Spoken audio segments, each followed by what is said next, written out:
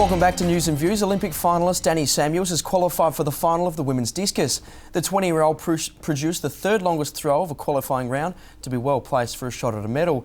And as David Culbert reports from the Olympic Stadium in Berlin, the Aussie focus now turns to Sally McClellan in the women's 100-metre hurdles. Morning session here in Berlin, just one Australian in action, Dani Samuels, the Olympic discus finalist. She went in the qualifying round and opened up with her first throw of 62 metres 67, just short of her lifetime best, and an automatic qualifying for the final. So good news for Australia. I just went out there and tried to relax, definitely focused on myself and not the tape out there at 61 metres 50. So I've been really consistent this year. I'm competing against Stephanie and Franca Deitch, the current world and Olympic champions, and I've thrown 62 metres against them. A lot of the times it's been first throw, so it does give me a lot of confidence, and seeing as at 62 medalled last two times, but I definitely feel I'm in PB form, so hopefully I can pop one out at the final. Well, tonight the focus will be on Sally McClellan in the women's 100-metre hurdles. She has the semi-finals, there are three of them. She was a bit tardy yesterday in her heat.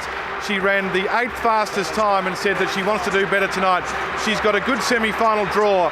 She's up against the Olympic champion Dawn Harper. The first two will go through, and you would expect that Sally McClellan will be racing for the medals early tomorrow morning, Australian time. In the men's 400 metres, well, we've got three Australians through to the semi-finals.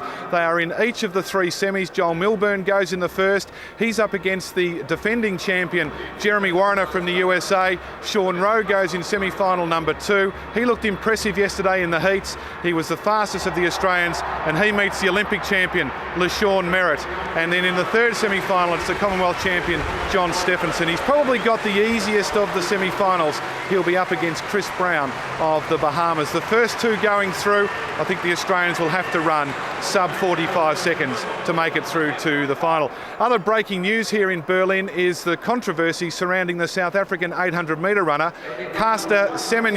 Now, she's a teenager from South Africa. She burst onto the scene this year with the fastest time in the world. She has looked most impressive, but there is a suggestion that she's undergoing an inquiry by the IAAF. There are rumours circulating the stadium here that she may not line up in the final tonight. The issue is regarding her sexuality in terms of a sex test that has been done on her.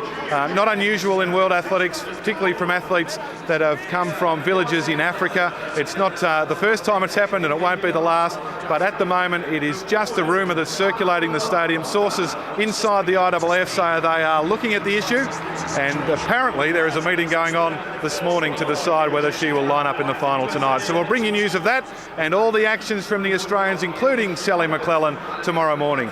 In Berlin, David Culbert, Fox Sports News.